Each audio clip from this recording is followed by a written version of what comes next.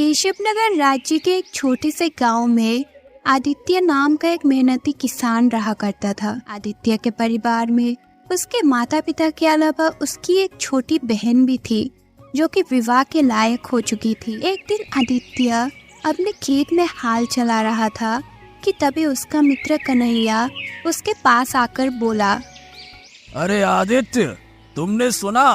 अरे गांव के मुखिया के घर जिसने चोरी की थी वो हमारे गांव का ही मोहनलाल है। और जब उससे पूछा गया कि उसने चोरी क्यों की तो उसने कहा कि उसकी मजबूरी थी। उसने ये भी कहा कि वो चोरी करना नहीं चाहता था। सब भाग्य का खेल है। अरे ऐसा वही करते हैं जो मेहनत नहीं करते और हमेशा अपने भाग्य पर रोते रहते हैं। मूर्ख कहीं का। अरे मूर्ख इतना भी नहीं समझते हैं कि मेहनत से ही भाग्य बनता है।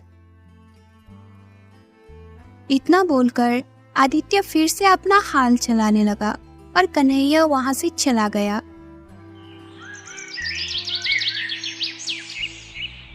शाम को जब आदित्य अपने घर की ओर जा रहा था तभी उसके कानों में एक साधु की आवाज टकराई। वहीं रुक जाओ। आदित्य ने जैसे ही पलटकर देखा तो उसने देखा कि एक वृक्ष के नीचे एक साधु बैठे हुए उसे देखकर रहस्यमय अंदाज में मुस्कुरा रहे थे। क्या हुआ साधु महाराज, आपने मुझे क्यों पुकारा? कुछ देर पहले जब तुम अपने मित्र से बात कर रहे थे तब मैं तुम्हारे खेत के पास ही एक वृक्ष के नीचे बैठा हुआ तुम दोनों की बातें सुन रहा था। दरअसल मुझे तुम्हारी भाग्य की परिभाषा अच्छी लगी। अब कहना क्या चाहते हैं आप साधु महाराज? देखो, जिस मुखिया के घर पर जिस चोर ने चोरी की थी वो सत्य कह रहा है। उसने चोरी मजबूरी में की थी। मजबूरी हमसे हर वो काम करा लेती है जिसकी हम कल्पना भी नहीं कर सकते। उस चोर ने सही कहा था, सब भाग्य का खेल है। अब लेकिन साधु महाराज, मैं अब भी अपनी बात पर अटल हूं। इंसान अपना भाग्य अपनी मेहनत से बनाता है। जब कोई इंसान अपने जीवन में मेहनत नहीं करता तो वो सारा का सारा दोष भाग्य पर ही डाल देता है। आदित्य, मेहनत के साथ साथ इंसान का भाग्य अच्छा होना भी आवश्यक। अगर इंसान का भाग्य अच्छा नहीं हुआ तो उसकी सारी मेहनत बेकार जाती और उसकी सारी योजना तरी की धरी रह जाती है। अब क्षमा कीजिए साधु महाराज, लेकिन मैं इस बात पर विश्वास नहीं करता। मैं कोई साधारण साधु नहीं हूं आदित्य।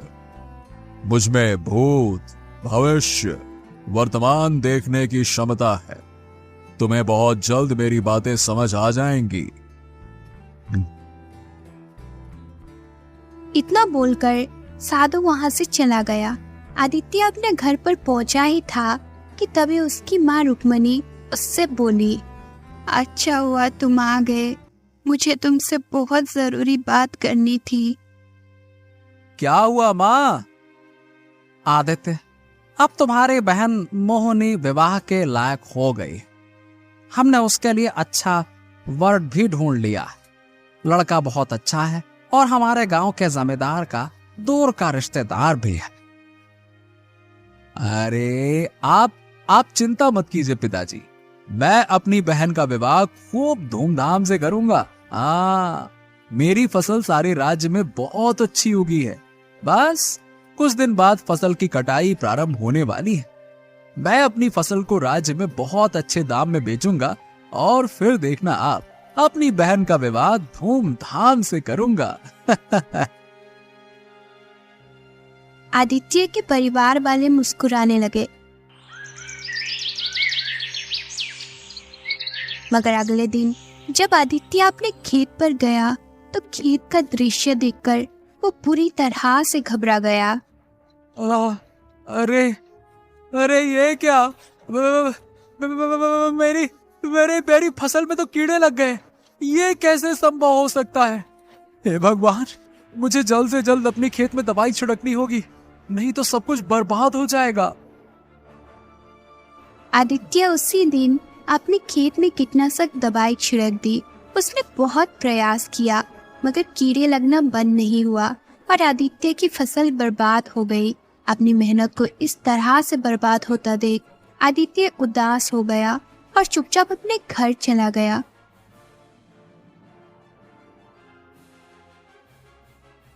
उसे उदास देखकर उसकी माँ रुक्मणी उससे बोली, क्या हुआ आदित्य, तुम उदास क्यों हो? आदित्य सारी घटना बताते हुए बोला, माँ, हमारी सारी फसल बेकार हो गई। मेरी समझ नहीं आ रहा कि अब मैं क्या करूं मैं। चिंता मत करो, तुम तो हमेशा अपने मेहनत को ही भाग्य समझते हो, तो फिर क्यों रोते हो? जाओ, जाकर जमींदार से कर्ज ले लो और केशव नगर से बीज खरीद कर ले आओ। अपनी माँ की बात सुन आदित्य जमींदार की हवेली पर चला गया और सारी घटना बताते हुए बोला, जमींदार साहब, मुझे बीज खरीदने के लिए कर्ज चाहिए। तो देखो आदित्य, मुझे तुम्हें कर्ज देने में कोई आपत्ति नहीं है, पर तुम तो जानते हो कि मेरा ब्याज बहुत भारी होता है। सोच लो, क्या तुम समय पर मेरा कर्ज चुका पाओगे? अब जमींदार साहब, सारा गांव जानता है कि मैं मेहनती और ईमानदार भी हूं। मुझ पर थोड़ा तो भरोसा कीजिए। सही बात कह रहे हो, लेकिन बेटा आदित्य, क्या है ना कि भरोसा करके उधार दिया जाता है, ब्याज पर कर्ज नहीं। अगर तुम मेरा कर्ज समय पर नहीं चुका पाए तो मैं तुम्हारे खेत पर कब्जा कर लूंगा। आदित्य गहरी सोच में डूब गया क्योंकि उसके पास बीज खरीदने के लिए भी धन नहीं था। उसने अपनी सारी जमा पूंजी पिछली फसल में लगा रखी थी। कुछ देर बाद आदित्य सोचते हुए बोला, ठीक है, मुझे मंजूर है जमींदार। जमींदार ने कुछ स्वर्ण मुद्राएं आदित्य को पकड़ा दी। आदित्य स्वर्ण मुद्राएं लेकर केशव नगर गया और अच्छे बीज खरीद कर ले आया। फिर वो पूरी मेहनत से खेतों में बीज बोने लगा। कुछ में उसकी फसल पककर तैयार हो गई, मगर जैसे ही फसल की कटाई का दिन आया, आदित्य ने देखा कि उसकी फसल में फिर से कीड़े लग गए और फसल पूरी तरह से बर्बाद हो गए। ये देखकर आदित्य की आंखों में आंसू आ गए। वो रोते हुए घर आया और सारी घटना अपनी माँ को बताते हुए बोला, माँ, सारी फसल बर्बाद हो गई माँ। ऊपर से मैं जमींदार का कर्जदार भी हो गया।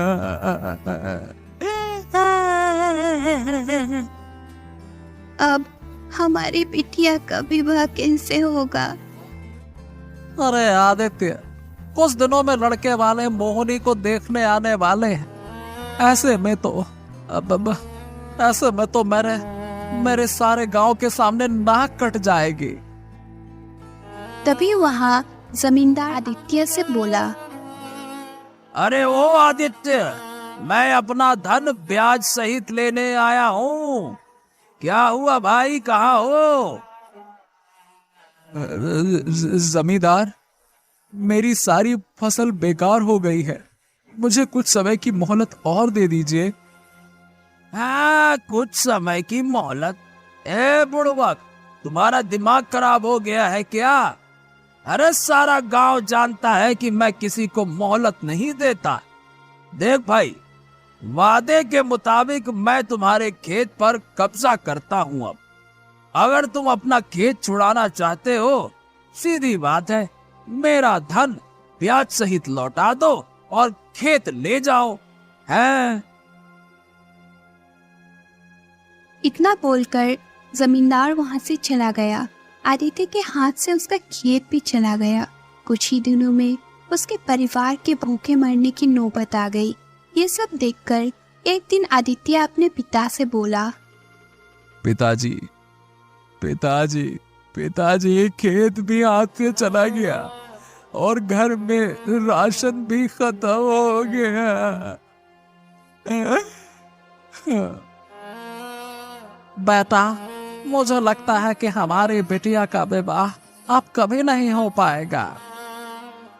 मैंने सुना है कि केशव नगर के महाराज विक्रम बहुत ही दयालु है, तो जाकर उनसे सहायता क्यों नहीं मांगता?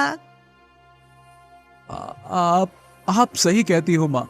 मैं आज ही केशव नगर जाकर महाराज से सहायता मांगता हूँ।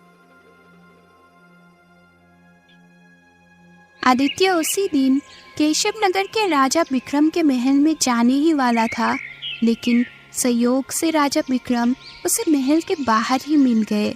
आदित्य ने राजा विक्रम को सारी घटना बताते हुए कहा, महाराज की जय हो, महाराज की जय हो। महाराज, मेरी सहायता कीजिए। मेरे घर में खाने को कुछ भी नहीं है और मेरी बहन विवाह योग्य हो गई है। अच्छा, तो इसमें हम क्या कर सकते हैं? तुम्हारी फसल में 2 बार कीड़े लगे हैं, जबकि आसपास के किसानों की फसल में ऐसा नहीं हुआ। इसका अर्थ ये है कि तुम्हारा भाग्य सही नहीं चल रहा है, और दूसरा ये है कि तुम झूठ बोल रहे हो। महाराज, मैं झूठ नहीं बोल रहा हूँ। मैं कैसे मान लूं कि तुम सच बोल रहे हो? मैं तुम्हारी कोई सहायता नहीं कर सकता। बात खत्म, यहां से जा सकते हो।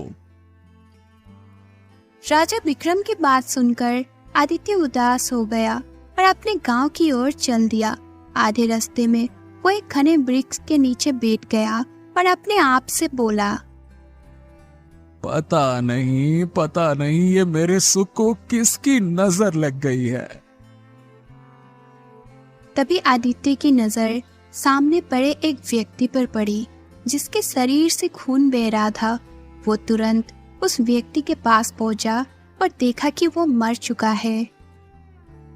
अरे, ये तो मर चुका है। तभी आदित्य की नजर उसके हाथ पर गई, जहां एक बड़ा हीरा चमक रहा था। अरे, ये हीरा तो बहुत कीमती लगता है। क्यों ना इसे मैं केशव नगर जाकर किसी जौहरी को बेच दूं। इससे मुझे अच्छी खासी रकम मिल जाएगी और मैं जमींदार से अपना खेत छुड़ा सकता हूं। हाँ। तभी आदित्य के मन में एक आवाज आई, ये गलत है, ये चोरी जैसा होगा। हाँ? क्या? नहीं, ये सही नहीं है। मुझे ऐसा नहीं करना चाहिए। मगर आदित्य के मन में एक दूसरी आवाज आई, अगर मैं इसे नहीं ले जाऊंगा तो कोई दूसरा इसे ले जाएगा। इससे बेहतर है कि मैं इसे बेचकर अपने दुखों का अंत कर लूं। ये विचार आते ही आदित्य हीरा लेकर केशव नगर चला गया और एक जोरी के दुकान पर जाकर बोला, हाँ, अब ये मेरा हीरा है। इसके कितने दाम मिलेंगे? जोरी हीरा देखकर चौंक गया और सोचने लगा, ये हीरा तो बहुत ज्यादा कीमती है और इस युवक की हालत देखकर साफ लग रहा है कि ये इसका नहीं है। जोरी ने आदित्य को बहुत कम मुद्राएं पकड़ाते हुए कहा, ये लो, ये हीरा इतने का ही है। क्या? ये क्या कह रहे हो? ये हीरा तो बहुत कीमती है। लाओ इसे वापस करो। मैं इसे किसी और जौहरी को बेच दूंगा। अरे, तुम्हारा दिमाग खराब हो गया है क्या? अब ये हीरा मेरे पास ही रहेगा। मैं समझ गया हूँ कि ये तुम्हारा नहीं है, क्योंकि इतने कीमती हीरे का मालिक कोई ऐसे चिंदी फटे कपड़े पहनने वाला नहीं हो सकता। देखो, जो दिया है उसे लेकर जाओ नहीं तो मैं तुम्हारी शिकायत महाराज से कर दूंगा। ये सुनकर आदित्य क्रोधित हो उठा और हीरा छीनकर जोरी को धक्का दे दिया। जोरी का सिर दीवार से टकराया और वो वही दम तोड़ बैठा। ये देखकर आदित्य के हाथ पैर फूल गए। हे भगवान, हे भगवान, ये मुझसे क्या हो गया? मैंने हत्या कर दी। हे भगवान, अब मैं क्या करूं? अब मैं क्या करूं? तभी वहां एक व्यक्ति आ गया और उसने जोरी को मरा हुआ देख, साथ ही उसने आदित्य के हाथ में हीरा देखकर सारा माजरा समझ लिया। आदित्य घबराते हुए उस व्यक्ति से बोला, मैंने इसे नहीं मारा। मैंने तो सिर्फ अपना हीरा वापस लिया था जो ये नहीं दे रहा था। मैंने तो उसे धक्का दिया। मुझे नहीं पता वो कैसे मर गया।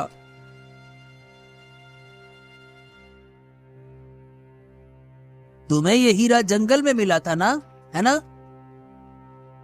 अब हाँ, लेकिन तुम्हें कैसे पता? अरे तुम्हें ये हीरा उस व्यक्ति के पास मिला होगा जो झाड़ियों में मरा हुआ पड़ा था और उसके शरीर से खून बह रहा था, है ना? हाँ, लेकिन तुम ये सब कैसे जानते हो? अरे क्योंकि मैंने ही उसे मारा था। वो मेरा साथी था जो गद्दारी करके भाग रहा था और मैंने उसे पीछे से वार करके मार डाला। क्या? कौन हो तुम? मेरा नाम बिरजू है। मैं महाराज विक्रम के राजकोष में काम करता हूँ। मैंने ही राजकोष से स्वर्ण मुद्राएं और हीरे चुराए थे और ये जौहरी उन्हें खरीदता था। अच्छा हुआ ये मर गया, क्योंकि ये हमेशा कम दाम देता था। इतना कहकर बिरजू ने अपनी जेब से एक बड़ी पोटली निकाली। आदित्य ने देखा कि उसमें कई छोटे छोटे हीरे चमक रहे थे।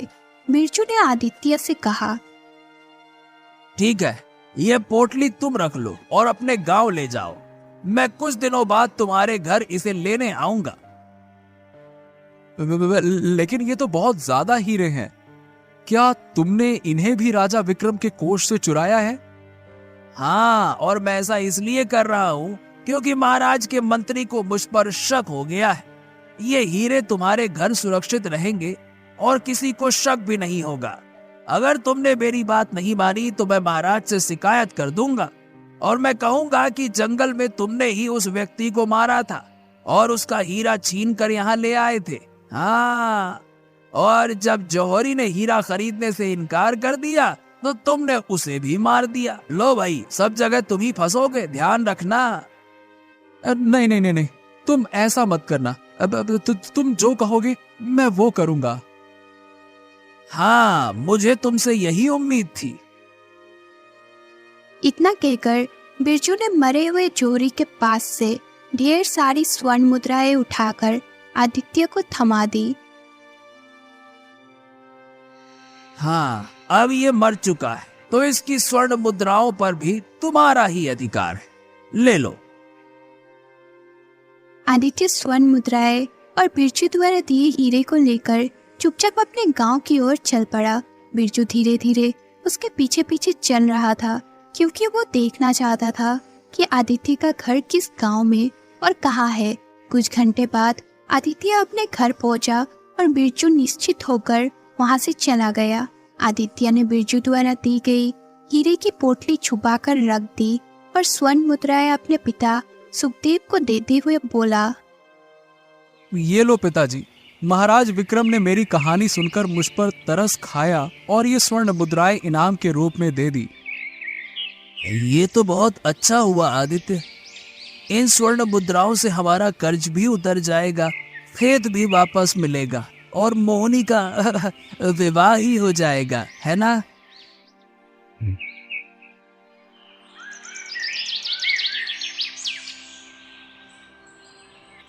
अगले दिन आदित्य जमींदार के पास गया और उसके कर्ज चुकाते हुए कहा, ठीक है, तो मैंने जितना कर्ज लिया था वो सूद सहित अब चुका रहा हूं।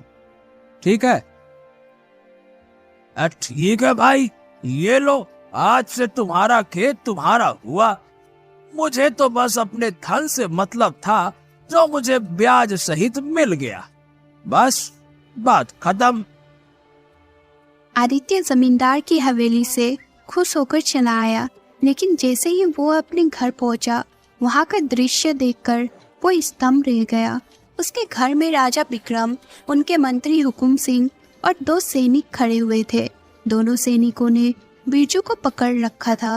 राजा विक्रम का मंत्री हुकुम सिंह राजा विक्रम की ओर देखते हुए बोला, महाराज, हमारे गुप्तचर ने बताया है कि बिरजू इसी घर में छुपा था।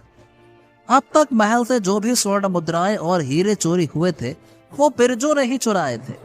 जब गुप्तचर ने कल उस जौहरी की दुकान पर छानबीन की तो उसे मरा हुआ पाया। महाराज, जौहरी को मैंने नहीं मारा, उसे आदित्य ने मारा है और मेरे साथी को भी आदित्य ने ही मारा है। ये सुनकर आदित्य के हाथ पैर कांपने लगे। राजा विक्रम क्रोधित होकर बोले, और तुम मुझसे सहायता मांगने के लिए आए थे? सीधी तरह बता दो, हमारे राजकोष से चुराए गए हीरे कहाँ हैं? डरते हुए आदित्य ने हीरे की पोटली राजा विक्रम को थमा दी और कहा, महाराज, बिरजू झूठ बोल रहा है। मैं तो जौहरी के पास हीरा बेचने के लिए गया था, लेकिन उसकी नीयत खराब हो गई। मैंने उससे हीरा छीना और उसे धक्का दिया, पर मुझे नहीं पता था कि वो मर जाएगा। तभी बिरजू वहां आया और उसने मुझे राजकोष से चुराए हुए हीरों की पोटली दे दी। उसने मुझे धमकी भी दी थी कि अगर मैं उसकी बात नहीं मानूंगा तो वो आपसे शिकायत कर देगा। तुम्हें वो हीरा कहां से मिला? महाराज, जब मैं आपकी सहायता मांगने के बाद अपने गांव लौट रहा था तो मुझे रास्ते में एक मरा हुआ व्यक्ति मिला जिसके हाथ में यह हीरा था। तुम्हें तुरंत आकर हमें सूचित करना चाहिए था, लेकिन तुमने ऐसा नहीं किया। तुम भी उतने ही दोषी हो जितना बिरजू। तुम्हें इसकी सजा मिलेगी। महाराज, मैंने जो कुछ भी किया वो मजबूरी में किया। मेरे परिवार की हालत बहुत दयनीय थी। ये सब बहाने वही लोग बनाते हैं जो मेहनत नहीं करते। जैसे ही राजा विक्रम ने ये कहा, आदित्य को कुछ दिन पहले की घटना याद आ गई। तभी वहां वही साधु आ पहुंचा जिसने राजसमय नजरों से आदित्य की ओर देखा और बोला, क्यों आदित्य, अब समझ में आ गया भाग्य का खेल? साधु महाराज, अब मैं समझ गया। मनुष्य का भाग्य अच्छा होना चाहिए, वरना वो कितनी भी मेहनत क्यों ना कर ले, उसे सफलता नहीं मिलती। आपने सही कहा था कि मजबूरी हमें ऐसे काम करने पर मजबूर कर देती है जिसकी हमने कभी कल्पना भी नहीं की होती। महाराज, इसे छोड़ दीजिए। ये बेचारा भाग्य का मारा है। मैं इसे जानता हूं।